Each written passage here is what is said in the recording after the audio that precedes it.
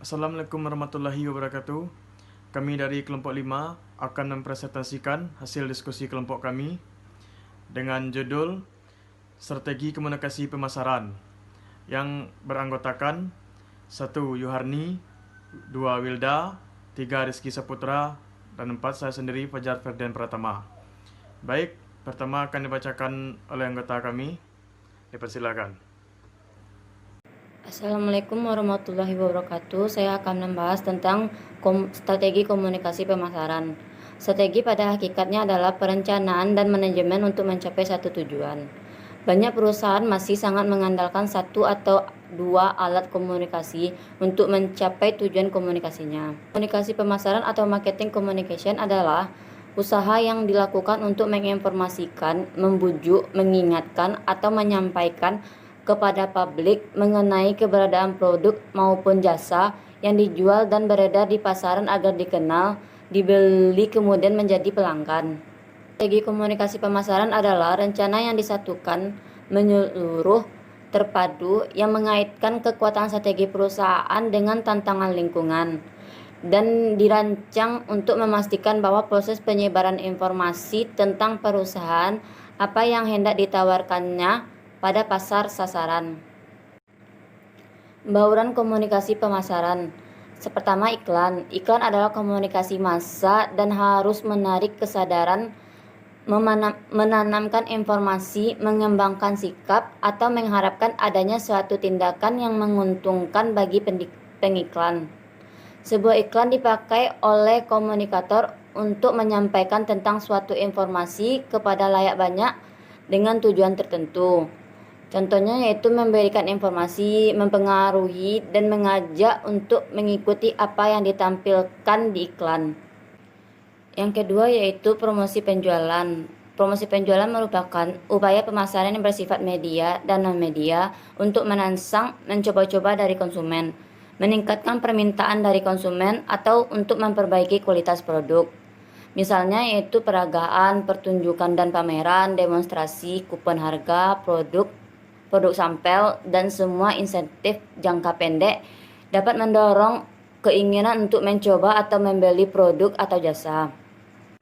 Hubungan masyarakat, membangun baik dengan berbagai kalangan untuk mendapatkan publisitas sesuai yang diinginkan, membangun citra perusahaan yang baik, dan menangani atau menghadapi rumor, berita, dan kejadian yang tidak menyenangkan. Yang keempat, penjualan secara pribadi. Interaksi langsung yang terjadi dengan pelanggan atau calon pelanggan dapat memuaskan kebutuhan pelanggan. Dengan secara pribadi, perusahaan dapat berhadapan langsung dengan calon pembeli untuk mencoba menginformasikan kepada konsumen tentang suatu produk sekaligus membujuk secara langsung untuk membeli.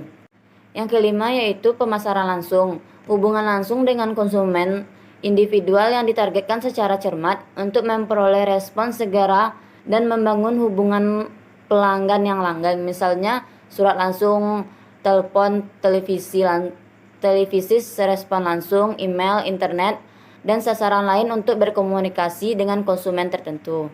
Selanjutnya, ciri-ciri komunikasi pemasaran. Yang pertama, mempengaruhi perilaku. Tujuannya untuk mempengaruhi perilaku khalayak sasarannya. Karena itu, komunikasi pemasaran tidak hanya digunakan untuk mempengaruhi kesadaran khalayak atas sebuah merek, tapi juga mampu menggerakkan orang untuk bertindak. Yang kedua, berawal dari pelanggan dan calon pelanggan. Penggunaan strategi komunikasi pemasarannya didasarkan pada kebutuhan pelanggan atau calon pelanggan. Oleh karena itu, perlu adanya riset untuk mengetahui keinginan pasar sehingga mampu menyusun metode pemasaran yang tepat dan efektif. Yang ketiga, menggunakan satu atau segala cara untuk melakukan kontak. Komunikasi pemasaran menggunakan seluruh bentuk komunikasi yang dapat menghubungkan merek atau perusahaan dengan pelanggan atau calon pelanggan. Seluruh bentuk komunikasi seperti iklan, jaringan distribusi, sales promotion, atau direct marketing merupakan alat penyampaian pesan yang potensial supaya terjadi kontak atau hubungan antar perusahaan dan pelanggan. Yang keempat, berusaha menciptakan sinergi supaya perencanaan pemasaran dapat berjalan dengan baik. Diperlukan kesinambungan atau koordinasi antara semua elemen komunikasi, iklan, tempat pembelian, promosi penjualan, event, dan lain-lain. Hal ini bertujuan untuk menghasilkan citra merek yang kuat sehingga mampu menggerakkan konsumen. Kelima, menjalin hubungan. Komunikasi pemasaran yang sukses membutuhkan terjadinya hubungan antara merek dengan pelanggannya. Dengan adanya hubungan tersebut diharapkan mampu menjadi pengait antara merek dengan konsumen untuk membangkitkan loyalitas konsumen terhadap merek. Selanjutnya, fungsi strategi komunikasi pemasaran. Yang pertama, memudahkan pembuatan kerangka komunikasi. Kerangka komunikasi pemasaran akan lebih mudah dibuat manakala telah disusun strategi dalam komunikasi ini. Ini tentu saja menjadikan proses komunikasi tersebut terlihat jelas bagaimana kerangka kerjanya. Seseorang bisa membuat sebuah outline terlebih dahulu dalam strategi yang akan digunakan sehingga pondasi dari sistematika komunikasi menjadi lebih kuat. Yang kedua, mengetahui latar belakang dengan baik. Maka latar belakang dari satu pemasaran ataupun segala sesuatu yang menjadi landasan dari fungsi pemasaran itu menjadi lebih mudah diidentifikasi. Fungsi ini termasuk penting karena dapat menggambarkan cikal bakal atau asal muasal dan terjadinya suatu permasalahan. Yang ketiga, membuat rincian strategi. Rincian dalam setiap strategi yang ada pada komunikasi pemasaran juga akan lebih dijabarkan karena adanya persiapan ini. Tentu saja, ini menjadi poin yang juga tidak kalah penting dari strategi fungsi pemasaran ini karena dengan adanya rincian yang lebih jelas maka proses komunikasi pun lebih mudah dalam pelaksanaannya. Yang keempat, proses komunikasi pemasaran lebih cepat. Ini merupakan fungsi yang baik terutama dalam pembuatan proses komunikasi menjadi lebih efektif. Komunikasi yang efektif bisa menghasilkan produktivitas yang baik pula. Yang kelima, memberi kemudahan dalam menyusun komunikasi pemasaran. Adanya kemudahan dalam menyusun komunikasi pemasaran dengan membentuk sebuah strategi, maka proses komunikasi yang akan dilakukan lebih mudah disusun. Gambar ini tentu sangat jelas karena tanpa adanya strategi, proses komunikasi mungkin menjadi tidak tersusun dengan baik. Baik, selanjutnya, langkah-langkah mengembangkan komunikasi pemasaran yang efektif. 1. Mengidentifikasi audiens yang dituju. Audiens dapat diartikan sebagai calon pembeli produk perusahaan pemakaian saat ini, penentu keputusan, atau pihak yang mempengaruhi. 2. Menentukan tujuan komunikasi. Setelah pasar, sasaran dan karakteristiknya diidentifikasi, komunikator pemasaran harus memutuskan tanggapan yang diharapkan oleh audiens. Tanggapan terakhir yang diharapkan dari audiens adalah pembelian. 3. Merancang pesan. Setelah menentukan tanggapan dari audiens, komunikator selanjutnya mengembangkan pesan yang efektif. Idealnya, pesan itu harus menarik perhatian, memperhatikan karakteristik, membangkitkan keinginan, dan menggerakkan tindakan. 4. Memilih saluran komunikasi. Saluran komunikasi terdiri dari dua jenis, yaitu saluran komunikasi personal, mencangkup dua orang atau lebih yang berkomunikasi secara langsung satu sama lain. 2. Saluran komunikasi non-personal, menyampaikan pesan tanpa melakukan kontak atau identifikasi pribadi, tetapi dilakukan melalui media, atmosfer, dan acara. 5. Mengelola dan mengkoordinasikan proses komunikasi pemasaran terintegritas. Banyak perusahaan masih sangat mengandalkan satu atau dua alat komunikasi untuk mencapai tujuan. Praktik ini terus berlangsung meski sekarang ini terjadi diintegrasi dari pasar massal ke banyak pasar kecil. Masing-masing memerlukan pendekatan komunikasi. Berkembangnya berbagai jenis media baru dan semakin canggihnya konsumen, alat komunikasi, pesan, dan audiens yang sangat lebih modern. Elemen komunikasi pemasaran. Komunikator merupakan pihak yang memiliki maksud tertentu kepada objek agar objek tersebut bergerak sesuai dengan keinginannya semua. Orang dapat menjadi komunikator, termaksud dalam masalah bisnis, bahkan anak kecil pun dapat menjadi seorang komunikator. Aspek yang penting dan komunikator meliputi konteks, pengalaman, pengetahuan, kepentingan, dan lain sebagainya. Seluruh aspek ini akan berpengaruh dalam proses komunikasi yang dilakukan olehnya. Komunikator dalam komunikasi pemasaran dapat berupa seorang sales, pihak yang melakukan endorsement, dan lain sebagainya.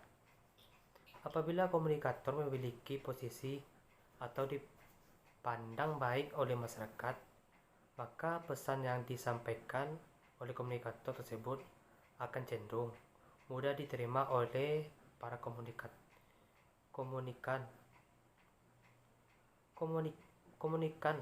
Komunikan adalah pihak yang menjadi sarana pesan dari komunikator. Oleh karena itu, komunikator yang baik tidak bisa mengabaikan komunikan yang hendak dia tuju. Sekalipun produk yang dijual sama, akan tetapi apabila komunikan berbeda, maka pesan yang disusun juga ideal mengikuti konteks yang dimiliki oleh si komunikan. Aspek-aspek yang perlu dipertimbangkan dalam diri komunikan meliputi umur, jenis kelamin, pengetahuan, kebiasaan, pengalaman, dan lain sebagainya. Produk yang baik pasti akan selalu berasal dari pelanggan. Oleh karena itu, dalam komunikan, pemasaran unsur komunikan juga harus berhitungan dengan benar karena akan mempengaruhi strategi dalam pengiriman pesan secara keseluruhan.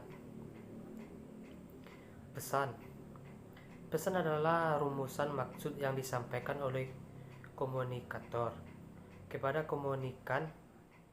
Pesan biasanya terwujud dalam bentuk simbol bahasa tertentu, walaupun tidak menutup kemungkinan diwujudkan dalam bentuk yang lain, seperti misalnya warna, perilaku, lambang-lambang tertentu, dan lainnya.